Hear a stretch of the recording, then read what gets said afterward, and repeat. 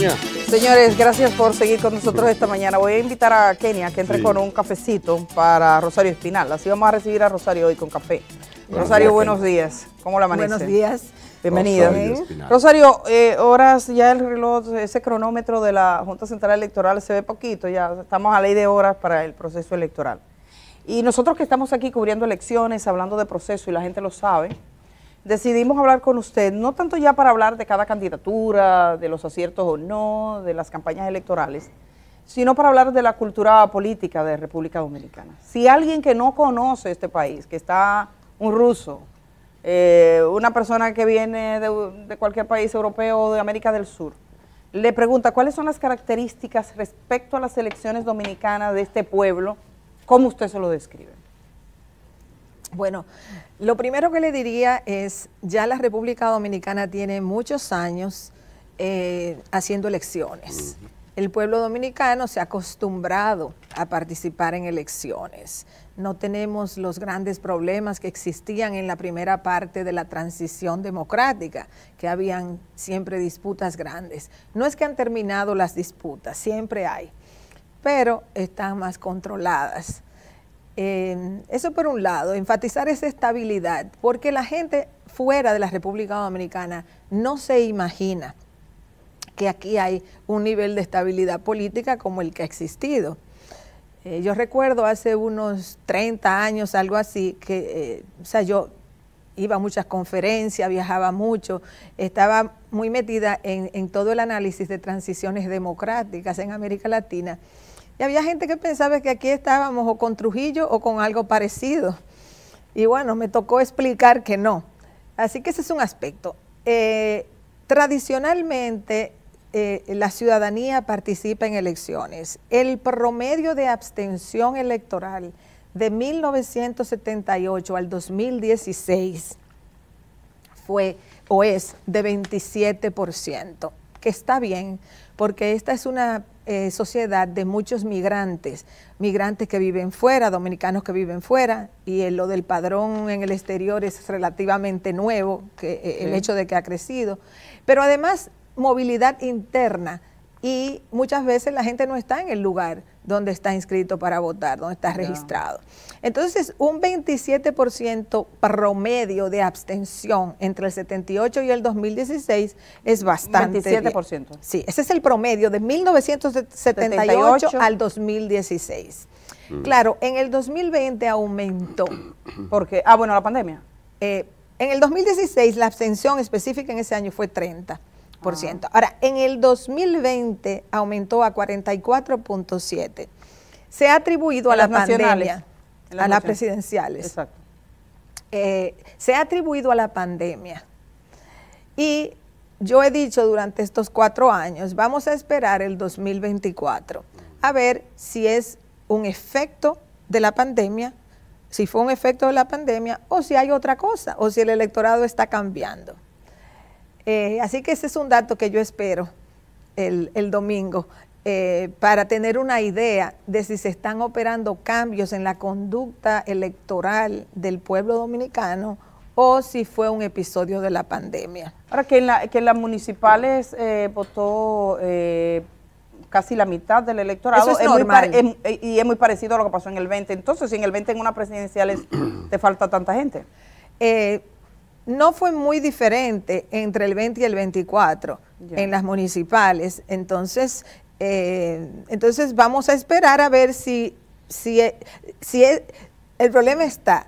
Si el 24 en las presidenciales se parece al 20, entonces sí vamos a estar ante un nuevo fenómeno. Hay una tendencia en el mundo hacia aumento de la no participación. No te tengo el dato preciso porque no lo he calculado, ni siquiera lo he visto que alguien lo ha calculado a nivel mundial. Pero digamos en la región. Lo voy a buscar.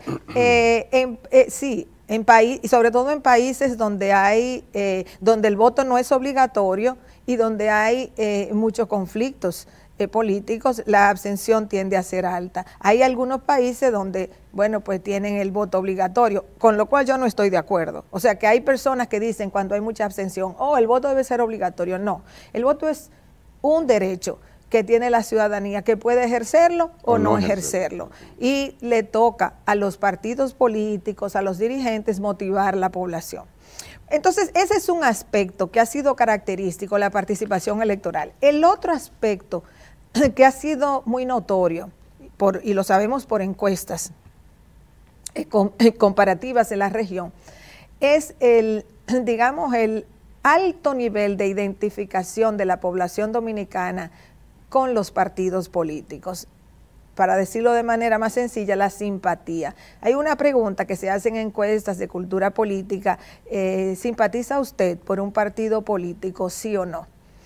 El porcentaje que dice sí en la República, que ha dicho sí en la República Dominicana, era bastante alto. A veces se registró un 70%, pero andaba entre 60 y 70 a principios de este siglo. Pero cuidado si pasa como con la religión, que aquí usted le preguntaba hasta hace poco a cualquier persona, un pasacantando por ahí, ¿de qué usted? Yo soy católico. Pero no iba ni a la iglesia siquiera, no se sabía ni el Padre Nuestro, pero ni ya, el Ave María. Ya el que diga que es eso significa algo. Ah, sí. Significa algo. Entonces, ¿pero qué ha pasado? Ha bajado. Ha bajado. La simpatía partidaria ha bajado en toda la región. O sea, en relación con la región de América Latina y el Caribe, todavía la República Dominicana, estamos bien. Si solo lo supera Uruguay, a la República Dominicana, pero ha bajado en toda la región el nivel de simpatía que la gente expresa, o también se llama autoidentificación partidaria. Entonces, eso es algo a tomar en cuenta, porque en muchos países de América Latina el sistema de partidos colapsó. Entonces, lo que ha reemplazado a los partidos políticos son figuras que se lanzan a la candidatura presidencial utilizando determinadas franquicias partidarias, pero no hay ya los partidos fuertes con una identificación ideológica, que competían, que le daban estructuración al sistema de partidos. Entonces, aquí hay que ponerle atención a eso.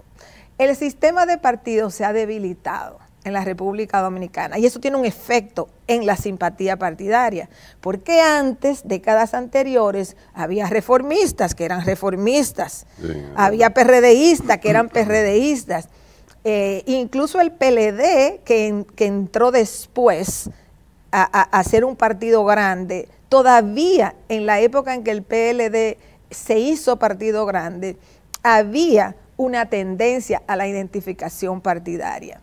Cada vez más eso se está perdiendo y hay que ponerle atención. La gente habla mucho y se ha quejado en parte del gran transfugismo que ha habido en el 2023, en el 2024 y no se ha acabado. Después de las elecciones también. ¿Cree que va a seguir? Sí. ¿O se va a acentuar? Va a seguir. El transfugismo. Pero tenemos un transfugismo. Ajá, dime. Vamos a ver ese transfugismo, porque hay gente, por ejemplo, yo creo que quizás el pacto electoral que hizo la Fuerza del Pueblo y el PLD paró la sangría, porque la Fuerza del Pueblo se alimentó de la misma cantera del PLD. Pero hay gente que está saliendo y entonces ahora se está marchando al PRM. ¿Por qué en estas últimas horas estamos viendo gente que estaba totalmente en la acera puesta y no está marchándose, por ejemplo, a la Fuerza del Pueblo? Porque el Estado es el que atrae. La teta. Es el partido Estado. Cuando te dicen que es por los principios y eso. En la medida en que ya se fueron perdiendo esos principios que la gente utilizaba para identificarse con los partidos o que vinculaba a la gente, a los líderes, a los partidos, en la medida que esas ideas se han ido perdiendo, lo que va quedando en el sustrato es una relación instrumental con el partido X que fuera. Entonces, lo que tenemos en la República Dominicana en este siglo, pero específicamente en los últimos 20 años, como el sistema de partidos no ha colapsado, pero los tres grandes partidos que estructuraron la política dominicana en los últimos 50 años se han dividido, reformista, PRD y PLD. Entonces, lo que está ocurriendo es que el sistema partidario y el sistema político ha estado operando, sigue operando con un partido dominante. El partido dominante fue el PLD, por 16 años. Ahora, el partido que se proyecta a ser dominante es el PRM. Por eso para el PRM es fundamental arrasar en estas elecciones, porque será la confirmación de que no es un partido que está pasando transitoriamente por el poder, sino que es un partido que se está afianzando en el poder, un partido dominante. Ahora, ese partido dominante, al igual que ocurrió con el PLD, lo que lo hace dominante no es el gran vínculo de la gente con el partido como tal, sino el vínculo de la gente con el Estado. Entonces, es un partido dominante, pero el dominio del partido depende en gran medida de estar en el Estado. Entonces, no es un oportunismo de la gente.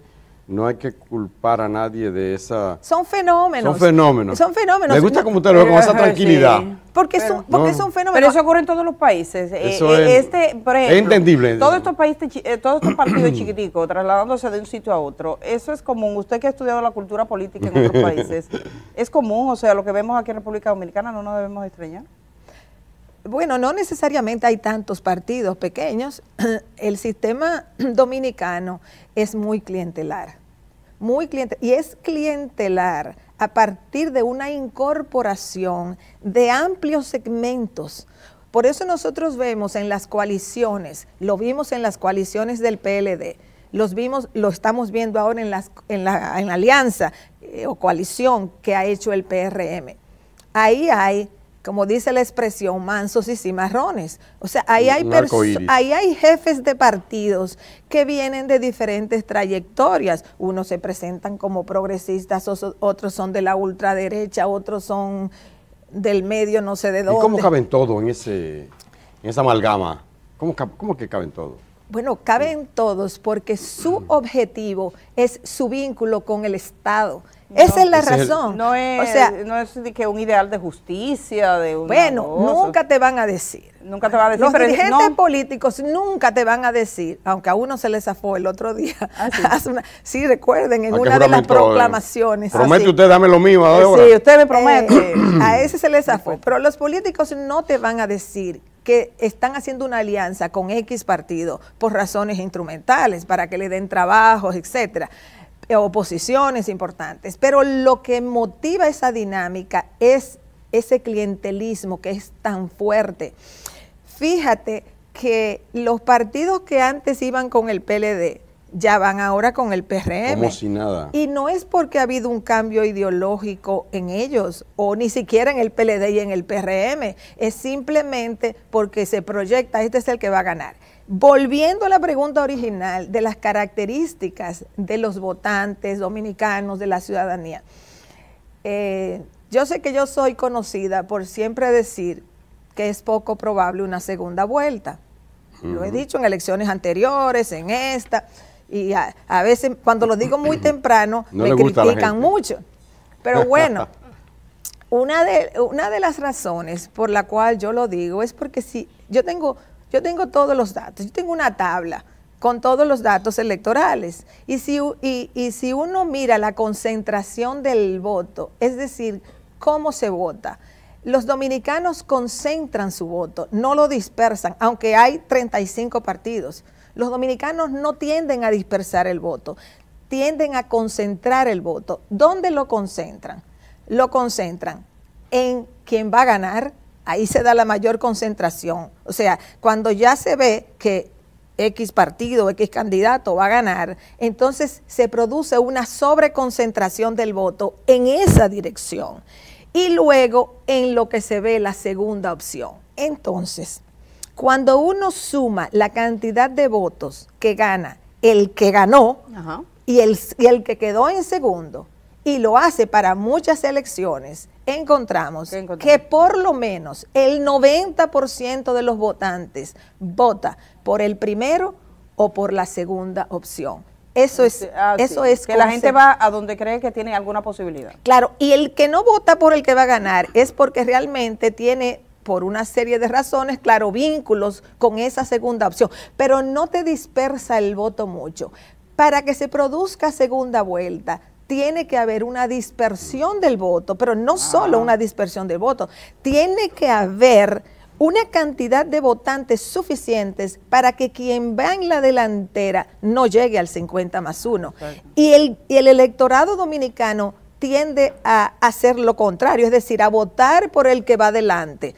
Y si no vota por el que va adelante, va a votar por el que va segundo. Y eso es más o menos lo que indican las encuestas actualmente, casi todas. Claro, pero lo indican siempre las encuestas. Entonces, el argumento de que porque tú tienes 3 partidos que están compitiendo con porcentajes, digamos, de 2 dígitos, vamos a decir, se va a dar una segunda vuelta. No funciona así, porque lo que tú tienes ahora mismo es que hay un PRMismo, o sea, el PRM con sus aliados, tiene una fuerza electoral, y luego hay una oposición donde se está dividiendo el voto. Entonces, no es que la oposición le saca, sino que, su pedazo de pastel lo partió en 2. Sino que su pedazo, exacto, lo partió, como sea que salga. Sí, era un bizcocho en PLD y un pedazo se lo llevó Fernández y otro se quedó con él. Exactamente. Y ahora lo unen y dicen, somos una fuerza, pero es la misma. Pero es la misma fuerza, es la misma base electoral. Entonces tendrían que conquistar a gente que es no hay indecisos. O sea, hay un grupo, ¿qué papel juegan los indecisos? Porque yo veo, por ejemplo, en México, ahora que va a ganar una mujer, porque son las mujeres las que están ahí en esa disputa electoral, y dicen, fulana, la segunda, le está apostando a los indecisos. Y yo veía siempre en las elecciones que hablaban para el indeciso, pero en República Dominicana no hay indeciso. Aquí hay poquísimos indecisos. Es que la gente se decide o por el Licey o por las Águilas, pero generalmente por el Licey. Pero, pero sí, claro, o sea, eso es lo que sucede. Aquí hay pocos indecisos. Por ejemplo, toma el caso de Estados Unidos. En Estados Unidos hay 2 partidos, ¿verdad? 2 partidos principales. Cada uno tiene como un 40% del electorado. Tienen que pelear por el Entonces, ellos tienen que pelear por ese otro electorado, vamos a decir, ese 20, que es el que decide la se elección. Cambia, que a veces vota por aquí y a veces vota por allá. Allá le llaman no indecisos, allá le llaman independientes. Entonces, en la República Dominicana, la gente toma partido con anticipación. Hay una pregunta no es una decisión tardía.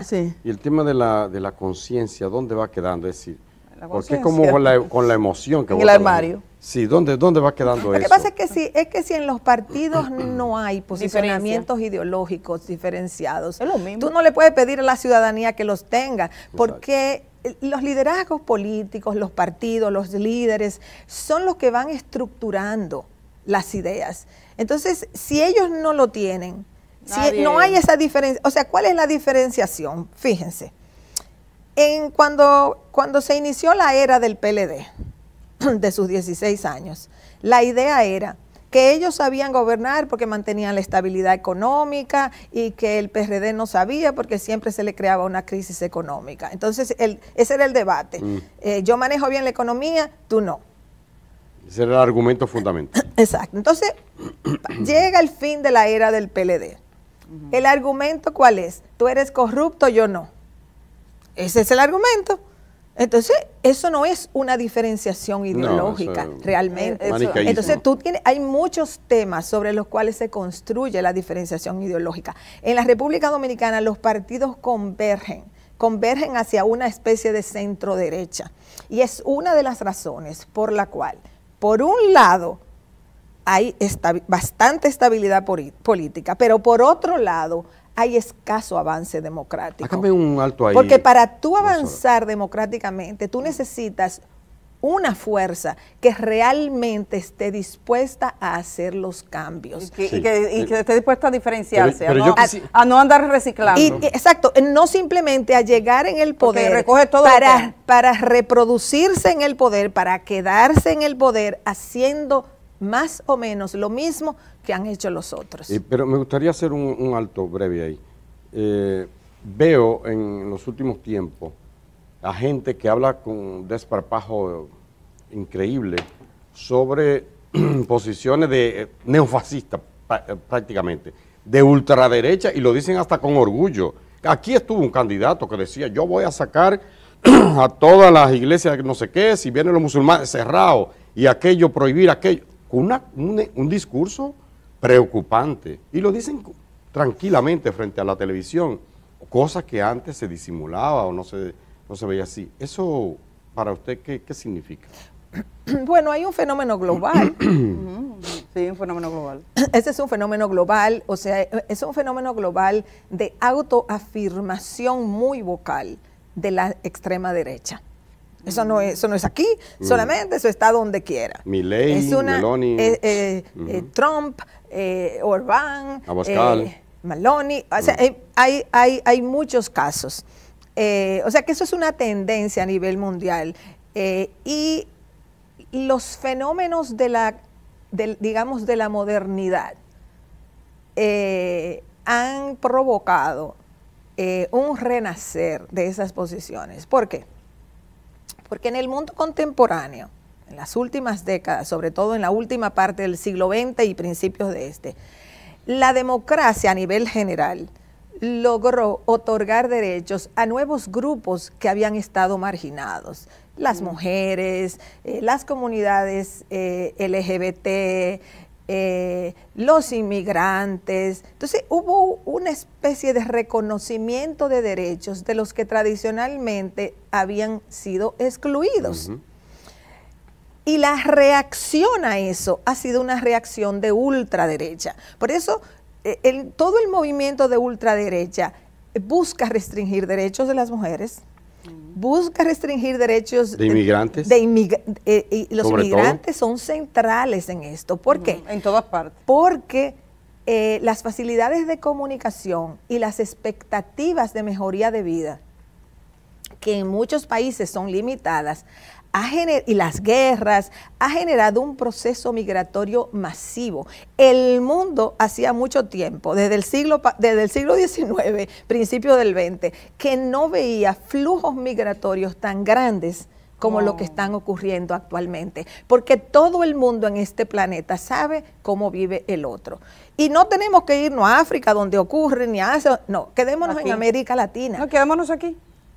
En la República Dominicana. Que estamos supuestamente bien y ve gente que se arriesga. Los dominicanos. Acaban de morir dos muchachas de Bonao. En una economía relativamente bien en el contexto latinoamericano. La gente se va. La gente se va. ¿Por qué no tiene esperanza en eso? Bueno, la gente se va porque la economía dominicana es una economía de bajos salarios. Entonces, si tú eres camarero en un restaurante en la República Dominicana y logras irte a Estados Unidos o a España, tú puedes ser camarero allá, pero tú vas a ganar más siendo camarero. Y quizás puedas hacer tu casita. Más que el ingeniero aquí. Entonces tú puedes generar ingresos para vivir mejor y para mantener la familia o enviarle por lo menos unos cuantos dólares o euros lo que suma a tu familia. Rosario, quiero preguntarle así bien puntual y algunas cosas con cierta rapidez por razones. Eso es parte de la característica también del pueblo dominicano, como esa fue la pregunta introductoria. El pueblo dominicano es un pueblo migratorio. O sea, se mueve. Fíjense que es la segunda votación más importante de los que están en el extranjero. Son 800.000 y hay mucha gente que no está inscrita, que vive fuera, que no está inscrita en el padrón. Yo vi, por ejemplo, una señora que me dijo que tuvo problemas con su cédula, con su identidad aquí, esa no va a votar, pero es dominicana. Rosario, quiero preguntarle, hay alguna gente que está diciendo, por ejemplo, y esto es mirando así globalmente, hay un señor aquí que se queja que él entendió que usted dice que los votantes dominicanos votan por clientelismo. ¿Usted dijo eso? No, yo no dije que votan, nadie puede decir que los votantes votan por clientelismo. Porque le pagan. No. Se sintió herido, dice, pero es que ¿cómo puede ser? O sea, porque él vota porque piensa que sí. Entonces, aclare eso para que para que su desayuno sea mejor.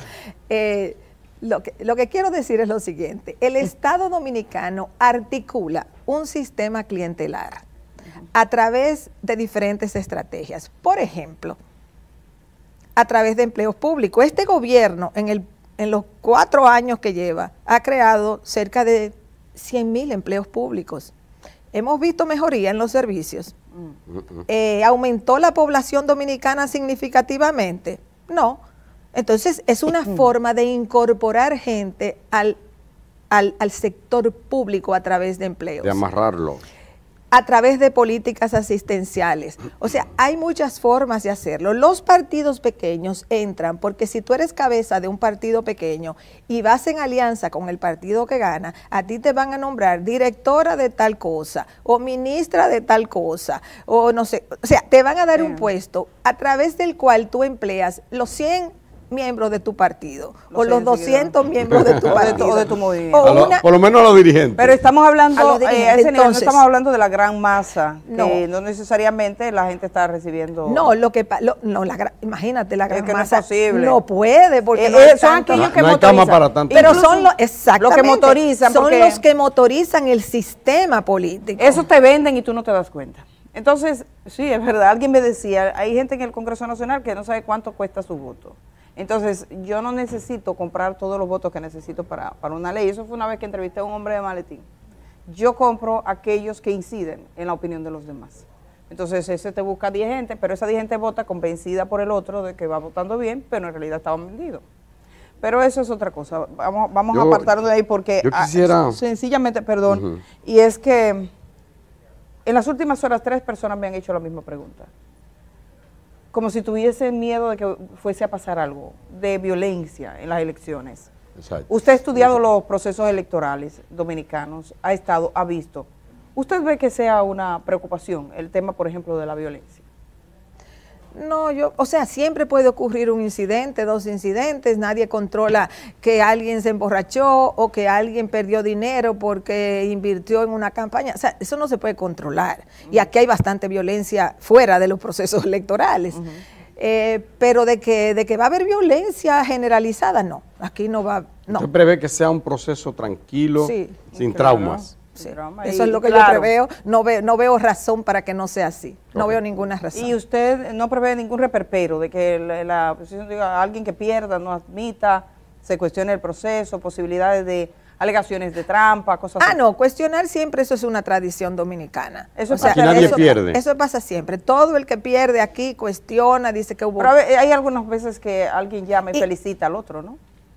Sí, a veces. Aquí no es tan común eso. Pero también hasta eso como que da trabajo.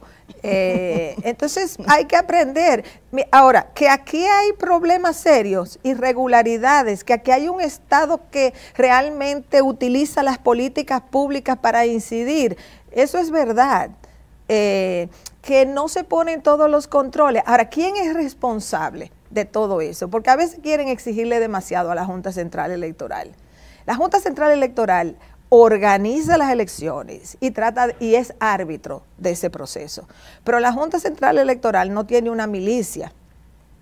Aunque haya una policía electoral, tú no puedes el día de elecciones tirar una policía a la calle a controlar todos los desastres que puedan hacer los partidos políticos. Quien tiene que resolver el problema de las irregularidades en los días de elecciones son los partidos. Hay muchas cosas que son las dirigencias de los partidos que tienen que solucionar. Partidos en el gobierno y partidos en la oposición. Porque tú no le puedes pedir tanto a la Junta Central Electoral o a la Policía Electoral. Ellos mantienen un orden, tratan de ser árbitros, pero aquí hay muchos problemas que si las dirigencias de los partidos colaboraran, se podrían solucionar. Es decir, que no estén encendiendo la mecha. Ese es un ejemplo. Rosario, un llamado que usted puede hacerle a la ciudadanía dominicana ya como maestra, como socióloga, como analista. Con frecuencia yo escucho a la gente que dice la democracia no sirve, esto es lo mismo, y uno le puede hacer muchísimas críticas a la democracia, yo le hago muchísimas críticas a la democracia, pero tener la posibilidad de elegir sus gobernantes es mucho mejor que no tener la posibilidad de elegir sus gobernantes. Por lo tanto, esa posibilidad hay que aprovecharla, hay que acudir porque es, como acabo de decir, mucho mejor tener esta opción de elegir a no tener la opción de elegir. Una cosa que yo no sé cómo lo interpreta usted, porque yo quisiera encontrar como el término adecuado, pero sí que se me hace raro candidatos abrazados por un obispo en una diócesis. La Conferencia del Episcopado Dominicano ha emitido un comunicado y le ha dicho a la gente sean libres. Y además ha dicho el voto es secreto. Y no se dejen manipular ni vendan el voto. Conocedora de la historia, de los procesos en este y en otros países. ¿Qué opinión le merece? Mira, siempre ha habido vínculo entre las iglesias y el Estado y la política. Esto no es nuevo, esto es muy viejo. En la época medieval prácticamente no había diferencia entre Estado e iglesias. Ahora bien, en la evolución de la humanidad y de la democracia, las iglesias tienen que entender que no pueden ser movimientos políticos.